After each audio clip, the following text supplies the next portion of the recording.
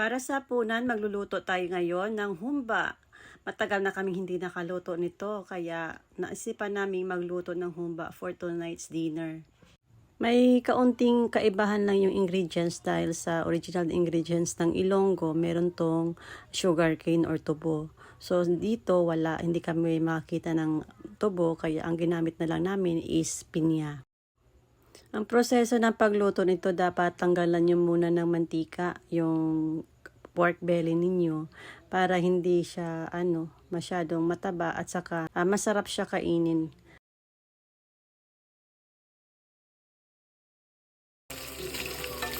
Make sure ninyo na halo-haluin para pantay yung pagka golden brown ng pork.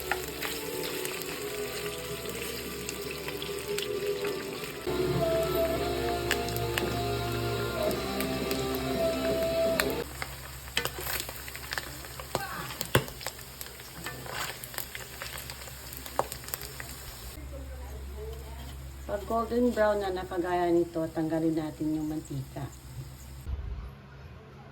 Ang ingredients po natin ay pamintang durog, asukal, vinegar, salted black beans, kalahating baso na tubig, pinya,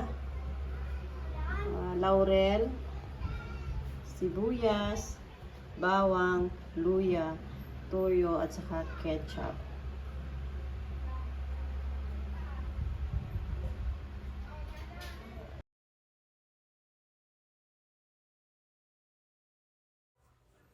Una, ilalagay natin yung black pepper.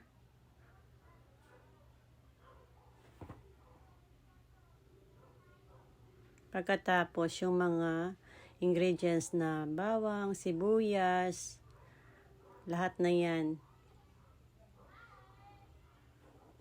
Pinya, laurel, black beans.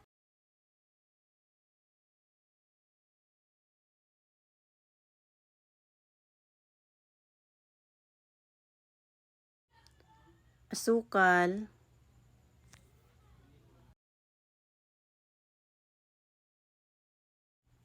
ketchup,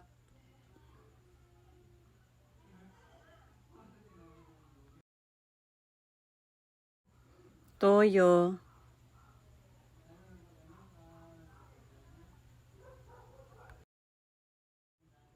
at paghalo-haloin para sumipsip yung lasa ng spices natin, yung sauce sa pork.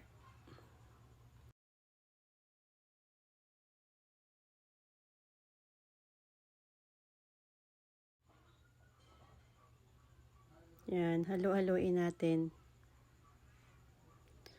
Pag nahalo na natin mabuti, saka natin ilalagyan ng tubig.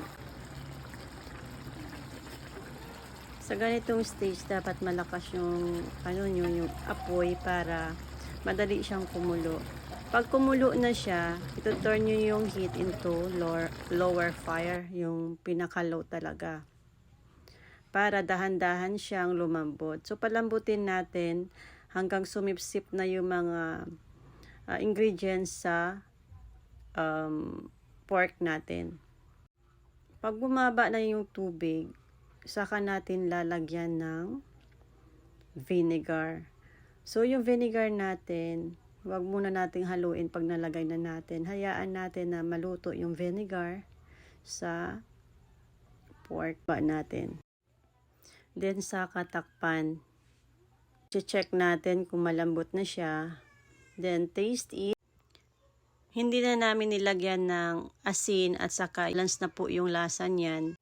Dahil sa black beans na maalat at saka yung asukal na matamis. Kaya yan, enjoy. Hope you like this video and please share. Thank you.